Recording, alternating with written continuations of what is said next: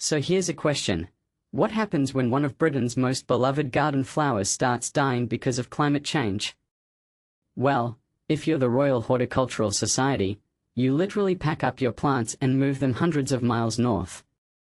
Yeah, this isn't a joke. Hydrangeas, those giant cotton candy-colored shrubs everyone loves, are now the unlikely poster child for climate adaptation in gardening. And honestly, this story tells us way more about our changing world than just plant preferences. Let me unpack this. Hydrangeas have been a UK garden staple because they thrive in moist, temperate conditions, exactly what Britain used to have. But here's the twist. The RHS just admitted they can't keep growing these plants in their flagship Surrey garden anymore. Triple the drought damage reports since 2023? That's not a random blip. Personally, I think this is the gardening equivalent of coastal cities building sea walls, except instead of water, they're fighting the sun. Which feels ironic when you remember Britain's reputation for constant rain, right? Now, the RHS moving hydrangeas to Manchester and Yorkshire? That seems like a logistical headache, but here's why it's fascinating. They're basically admitting climate change isn't future speculation anymore.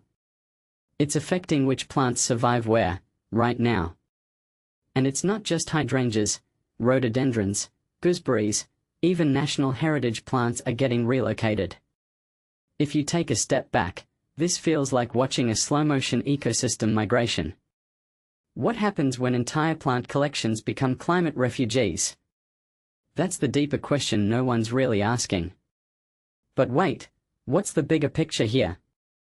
Let's connect this to the fact that fig trees and almonds are actually thriving in UK gardens now.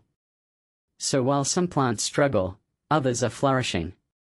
Isn't that the definition of ecological upheaval? From my perspective, this isn't just about gardening aesthetics. It's a clear signal that the baseline for normal UK weather has shifted. When a country famous for its roses and lavender starts treating banana plants as viable garden additions, we've crossed a climate threshold. And here's my favorite detail: the RHS suggesting people move potted hydrangeas into shade during heat waves. That feels almost comical? Like advising your neighbor to give their shrubs sunscreen. But it highlights a reality all gardeners face: adapt or lose your blooms.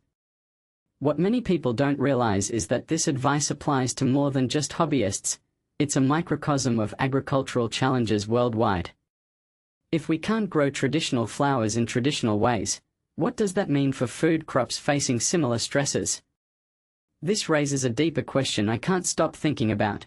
When do these adaptations stop being clever solutions and start being symptoms of a larger collapse? Moving plants north might work temporarily, but how many times can you relocate a garden before the entire system breaks down? And honestly, isn't it wild that the RHS, basically the authority on British gardening, is now acting like climate refugees themselves? What does that say about the rest of us trying to maintain traditional gardens in a rapidly changing world? So here's my closing thought.